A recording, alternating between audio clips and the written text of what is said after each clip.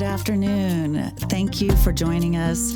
My name is Gena Timberman, and this podcast is Timber People, a new Oklahoma City community podcast. I'm really excited and honored to welcome our guests today, Rick and Tracey Bewley. Welcome. Hi, how are you? It's good to be here. Great. Happy New Year. I'm so excited that you're here. It's good to know you. I've admired your work and for many years, and have been really excited about being welcomed into your studio recently. And I wanted to kick off the podcast with really interesting conversations with people like you, Timber People. One may ask, what does that mean, Timber People? Timber people are people that build and create. We think about timber as a material. Timber is used to build a home, houses, places of warmth and welcoming. We build with timber, ideas and people coming together to create. Timber supports structures that protect. And it's a fuel, a fire that brings us together in warmth, sometimes with gathering and also with ceremony. So when I think of timber people, I think of people that do those things, that create, that build, that really support and uplift and bring us together. And I'm really excited that I have Timber People with Rick and Tracey here today. Thank you again. And great way to kick off this year again. Well, thank you for considering us some of your timber people. That sounds fun. Thank you. I wanted to get started today with talking about creation of your partnership, unique and special collaboration that you have in working together. I know that you've been working for a couple of decades now, that I understand. And that makes it sound long, yes. That's a great foundation for the beautiful work that you see around our city and the projects that are around us, and being in your studio, the great works of creation. Can we talk a little bit about how your collaboration came together as a couple and as artists? You're very unique in your diversity and how you work with one another. And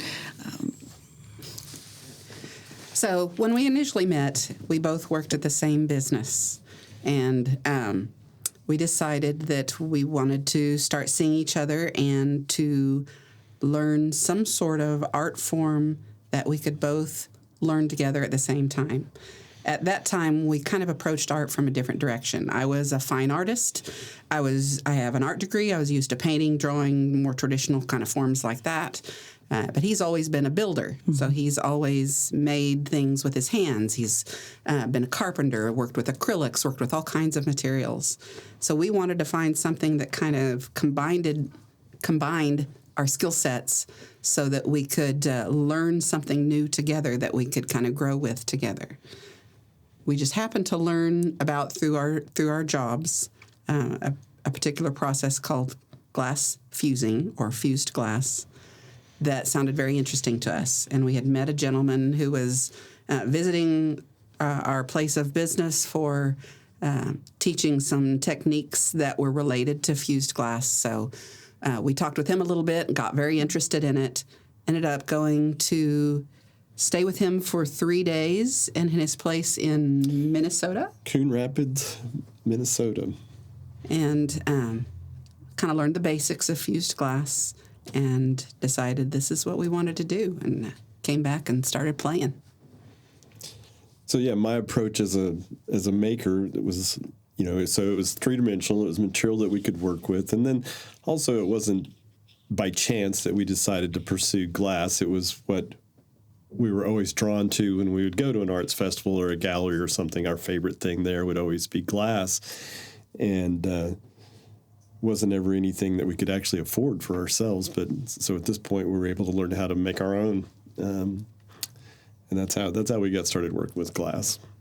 And fused glass in particular, I know most people listening probably are not even familiar with fused glass, but it has a very strong graphic design component, which worked well with my background in drawing and illustrating and painting.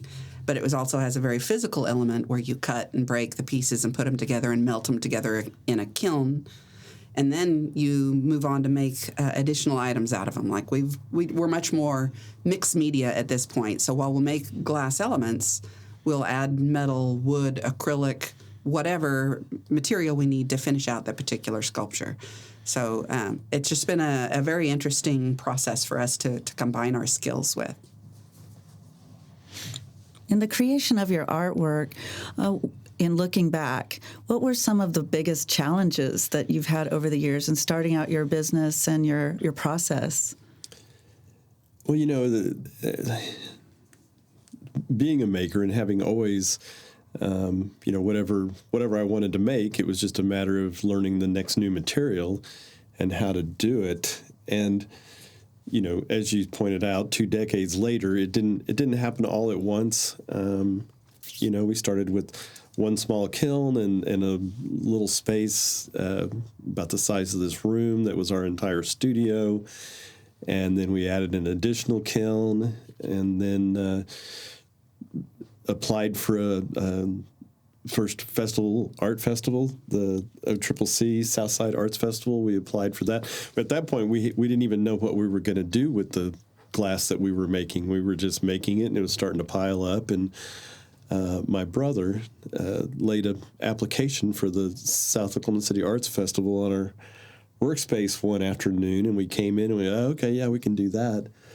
Applied for the festival and got in. So our very first arts festival, we've not ever done this before, and so now you have to, and that was probably a pretty big challenge. How many pieces do you make, and how much do you charge for them? And you need a booth, and you need a display, and so all this had to happen for this first festival. And at this point, we still haven't ever sold a piece of our art. So the festival opens Friday afternoon at 3:00, and by 3:30 we had sold 4 pieces. So we were satisfied at that point. If we were ecstatic. we couldn't believe people like our stuff. Yay! And then that's the point. You can't. You don't want to make what you think people are going to buy. You can only make what satisfies your own imagination, and then it's just that much more fun when it sells. It's often your favorite piece is the first thing to sell. So and everything has grown and built since then. But both of us maintain full-time jobs up until quite recently. So it's only gradually gotten to the point, our small business has gotten to the point where we can actually use it to support both of us without having to work on an additional job outside of the studio. So Rick actually just retired this past October, which has both of us there full-time, which has been really exciting and challenging. As well as a little nerve-wracking and figuring out, how this is actually going to proceed and right. Working out the details. It's been interesting, and we're still learning. Absolutely. Well, that's a part of that continuum, is that taking what you've done, learning whether it's new materials, new experiences, new realities, and then how do you carry that forward? And it's been really great to see and to hear about, even from a distance, different aspects of the work that you've done over the years, from anything from jewelry to the glass to mixed materials, mixed media, but also with furniture and with some of from pieces that are small to larger. You really have a diverse collection of work and work experience. Do you want to talk a little bit about that? That's really, it's great. Well, and yeah, having said that, we've never had a plan. Right. Sometimes the best plan is no plan. We kind of always said, wouldn't it be great if one day we didn't have to work jobs and we could do full-time at the gallery? But it was not like a concrete plan with a planner worked out by this year we're going to retire or whatever. It was just happened, And, maintaining full-time jobs also allowed us to grow the business and to invest in it and to buy equipment and more materials and things to get it to the size that it is, so that when it was time to work full-time, we had everything in place. There wasn't an investment needed to become full-time artists. Right. Well, and it was also an emotional way to approach it as well, because we both had creative jobs that we enjoyed, so it wasn't a horrible thing to continue to work full-time, but it also meant that working out of the gallery, working on our artwork, we were not worried about, oh, we need to make something that's going to sell. We need to do everything in blue this year or whatever. We continued to make just what we wanted to make and what inspired us versus whatever we think people are going to buy because we've got to make that next dollar. So it's worked well for us emotionally as well as anything else, just to be able to continue to make what we want to make. That's really important, especially from learning about the art process and how it's created. I know that in many aspects of work life, we don't have that opportunity to do that. And I also think that something that's so important is you have many relationships in the community and have had commissioned works of art from friends and others that love and respect. That's that reciprocity between the collector or the buyer with the artist, is that cyclical exchange of giving and sharing ideas of what is speaking to someone, how you would take that and create something, and it builds and strengthens relationships, and it warms and welcomes people into others' homes. And I think that's really special, knowing the relationships that you've had in some of the work that you've done that, resides in people's homes and is part of their welcoming space. That's actually quite a special feeling if you walk into someone's home and you don't realize they're a collector, or not even necessarily a collector. Maybe they just have one of your pieces, and you walk in and you see it, and it's just such a warm, amazing feeling to think they purchased this artwork from us, and they have it on display, and they love it, and it's found a home. We love that. Well, and as much as we talk about doing what we want to do, we primarily do commission work, and we're not afraid to make somebody else's vision into a reality. As long as they, just give us the guidelines of what they're thinking, and it takes us a direction that we might not have gone on our own, we really enjoy that. We, for us, it's like a free idea. We're not sitting around wanting for ideas of what to make, and then people walk in with something unusual. And we've started in many new processes or new directions because of an influence from a customer's commission, where they've asked us to do something that we had not thought of or tried to do before. And usually it's subject matter. It's not usually materials as much, but it can be either. But it's we've gone many different directions based on something new we've learned through a customer's input. So we don't mind that at all. And also, being your own boss and stuff, the ability to say no has been super fun. That's also a pleasure. Not every person in work life has. Well, and part of that comes from the day jobs that we had involved customers that you could never say no to. And you bent over backwards to make whatever their request was happen in their vision with no input from you, or as minimal from you as could be managed. So it was fun to go to our own studio and not to have that mindset. We were always adding our influence and our input and our artistic take on things, and that's just the way it was. That's what we wanted to do, and luckily it's been something that has been popular. It's a great balance, and it speaks to the trust that your collectors and friends have had in your work and your creativity and your collaboration together. Well, and I think you're aware of, I think we had this conversation about some pieces that you commissioned, and here's what I'm thinking, but you're the artist. I can't wait to see what you do. Right. You're going to get the artist's best work. Absolutely. Every time. It's exciting. It's really exciting. And unlike a lot of artists, we joke among ourselves about being ADD with glass, because we do not have just one style and that's what we do, and we're very rigid about this is our look. That is not the case. If you look around in our gallery, you will see that we have 15 different directions that we've been exploring and playing with. It looks like we've got 10 different artists displayed in our gallery, because we keep playing and going in a different direction every time we see something shiny or sparkly.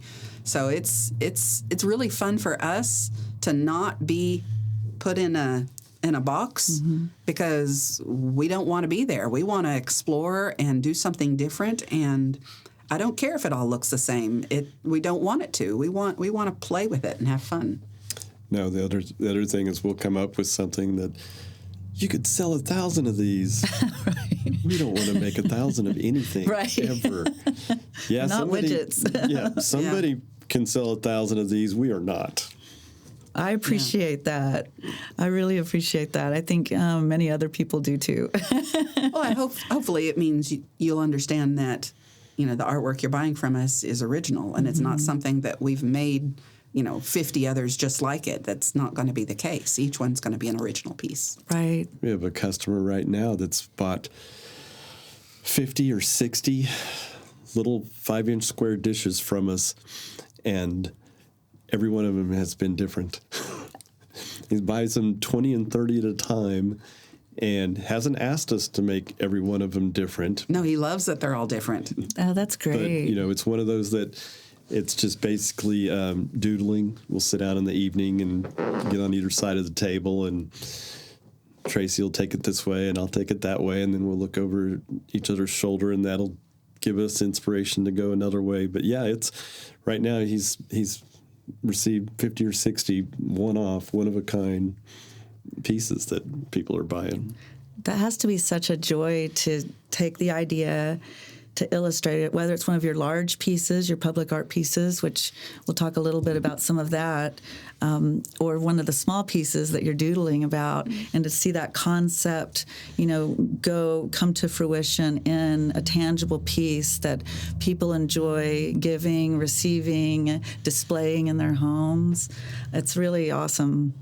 Well, and it's a good way, like doodling is a good way to put it, because sometimes you take a doodle that you like and expand it into something much larger and more impressive. It's just giving you a start of a new thought and a new direction. Is like, what happens if we do this? And so these little doodles are practical in a lot of ways, in that they let us play with ideas and concepts in a small format so that we can just come up with new ideas that might expand into something much larger.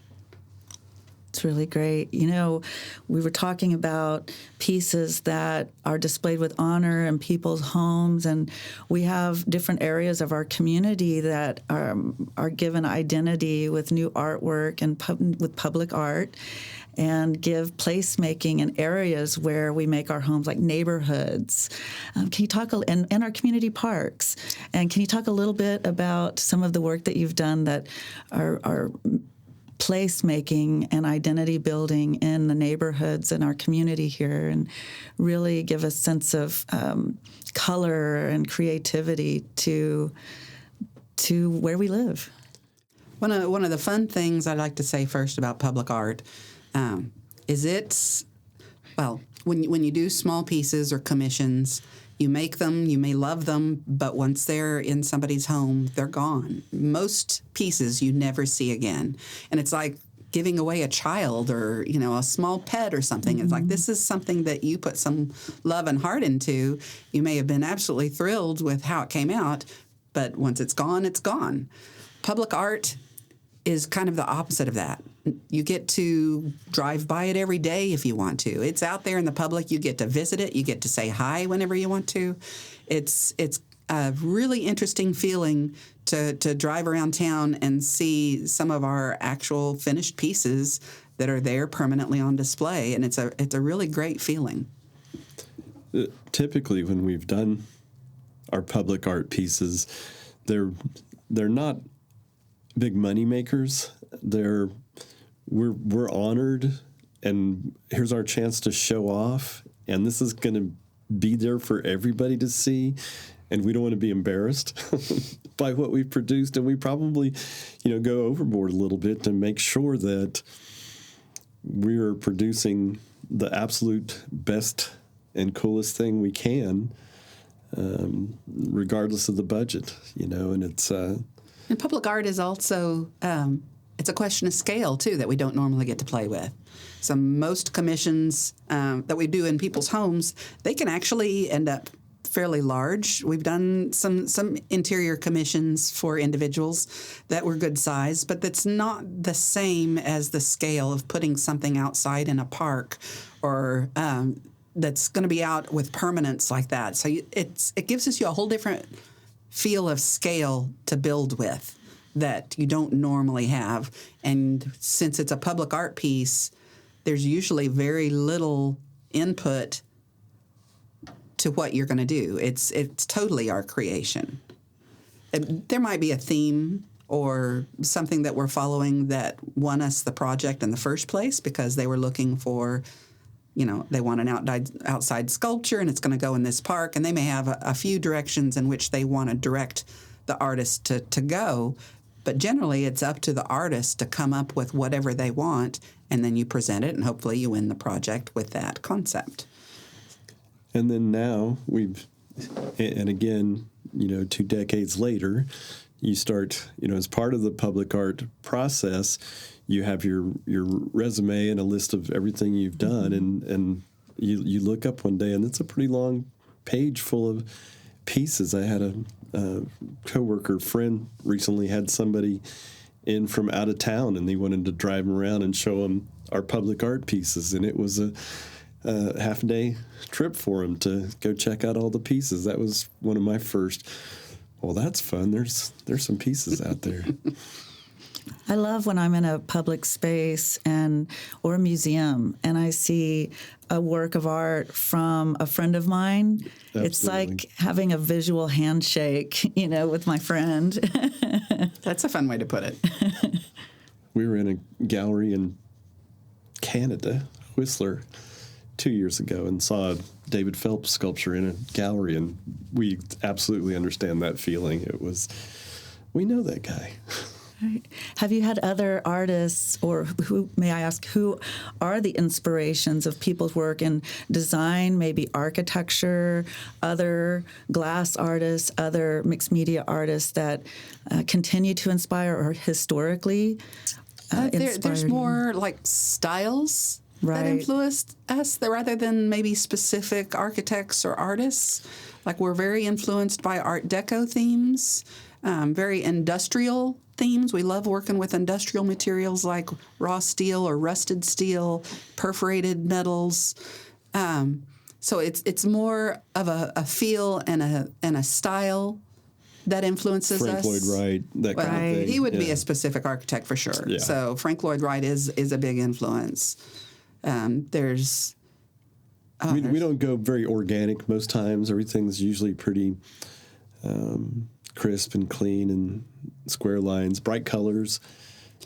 We do seem to throw really bright colors in a lot. We are not generally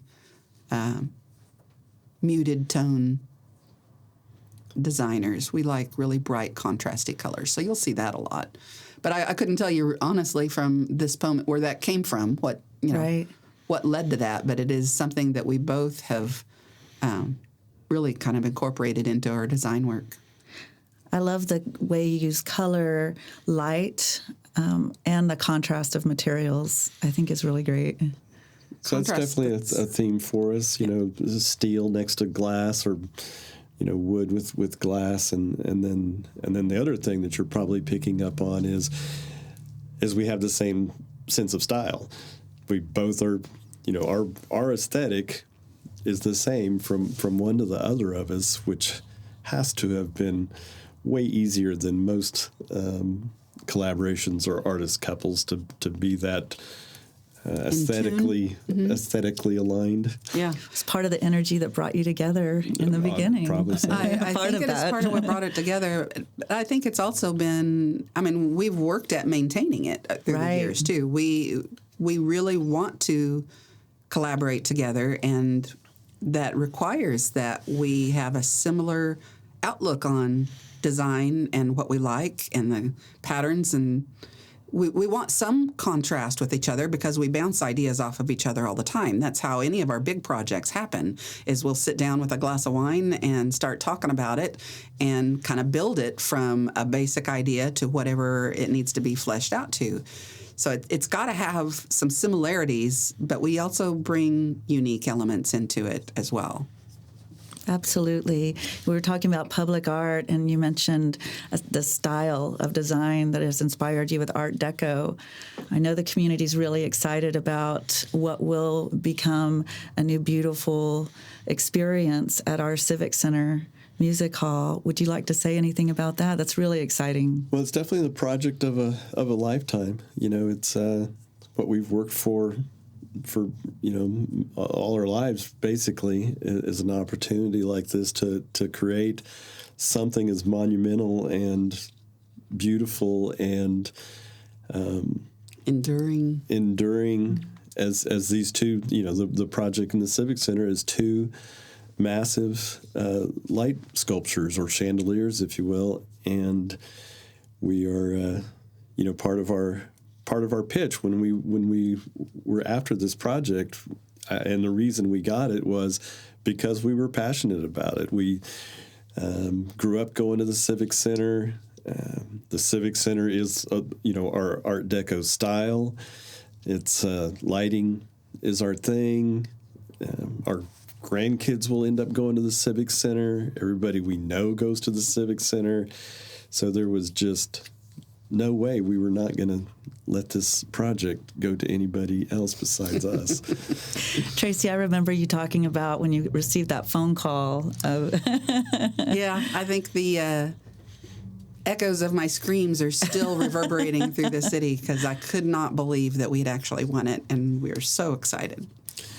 It's coming together. It's not been, it's not been a super easy project. It's not like anything we've ever made before, but we can say that on most projects we ever work on are not like anything we've ever done before. And the amount of people that, contractors and other people that we've had to involve that were elements of this project that we just literally could not perform ourselves has added a degree of difficulty that we weren't anticipating. Right. And it's just part of the process and something you learn from and work through. But it's all our projects that are we've made them ourselves. Every part, every piece, every part of the process, and they're so big and it's such a project that we've had to utilize other companies to fulfill some of the components, and that's been interesting. Absolutely. I know the community. I know I am so excited to see this journey. These public art pieces in particular are like these beings that, that we will come to know. Yeah, having them close to us too. It's Oklahoma City projects. We haven't really. We've done some out-of-state things, but the public art pieces, those are private commissions out of state, but public art have all been Oklahoma City and Norman. So they're all things that we can see or visit whenever we want. And I love that you're from around here, and you've grown up visiting some of these places and your family nearby. That's so important. Very true. Grew up in Norman. Family still mostly all lives down there. For me, Rick's got a little different story, obviously. I've been here a long time. So we're talking about community. One of my favorite experiences this past year was being at Art Fusion Studio and with my friends, creating and getting some instruction from you and the experience socially and from learning and just enjoyment. And really appreciate how you bring art to the community and bring people together in the community. And that goes back to that timber as fuel, people who support the gathering and coming together, and the art parties that you're having. I love the gallery space. You're right. It does seem like there are 15 different artists in the gallery. I love the studio experience with the art party and learning about the process, seeing the kiln, and actually being together and cutting glass, and then receiving such a beautiful piece of art. There's no way I could have made that on my own without being shepherded by you both in the process. Well, it's been really fun creating those art events. It has been our experience that most of the people that come through our studio have little or no familiarity with fused glass. So we developed this party/class thing that you can do where you can come in and make your own pieces. I give you a little guidance. I give you ideas. We work out what you want to make, and I help you, make that happen. And it gives you an appreciation of an art form that maybe you weren't familiar with before. So I think it's an interesting way to expose people to something that they haven't seen or done before and have fun doing it. So I think it gives people exposure in a fun way.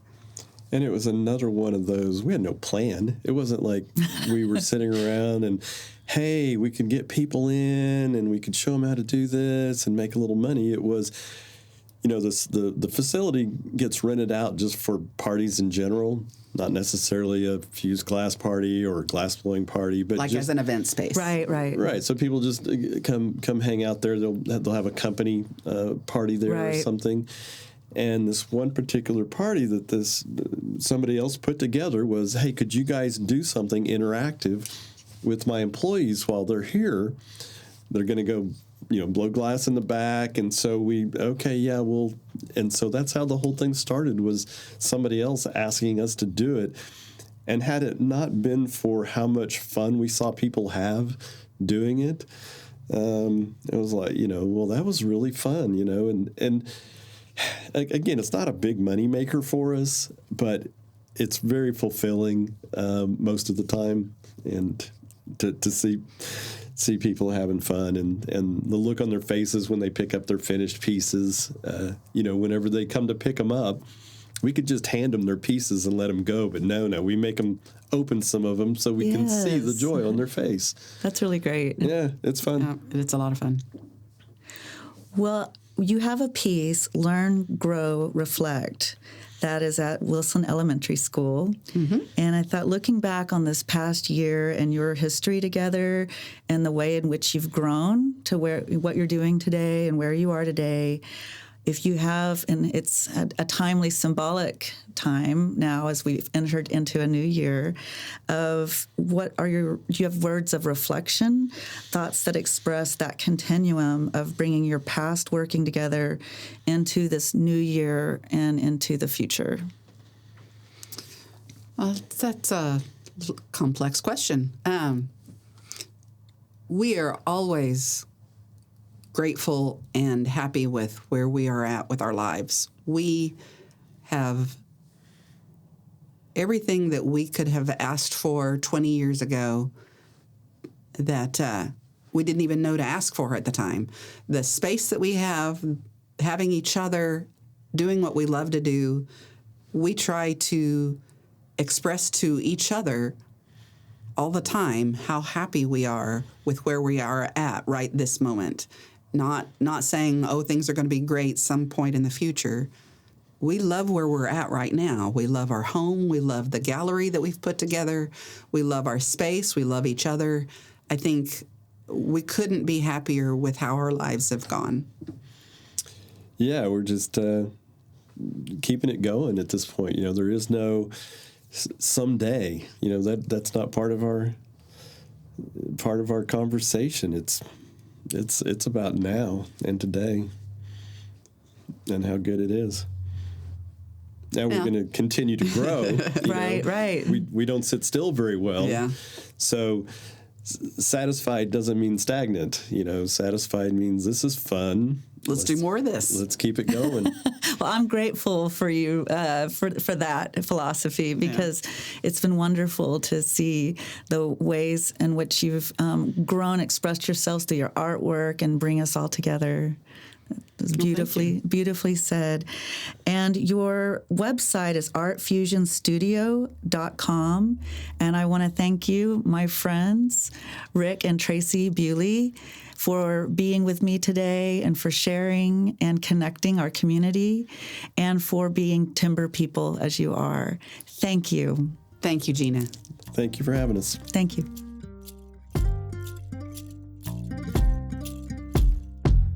Thank you for tuning in.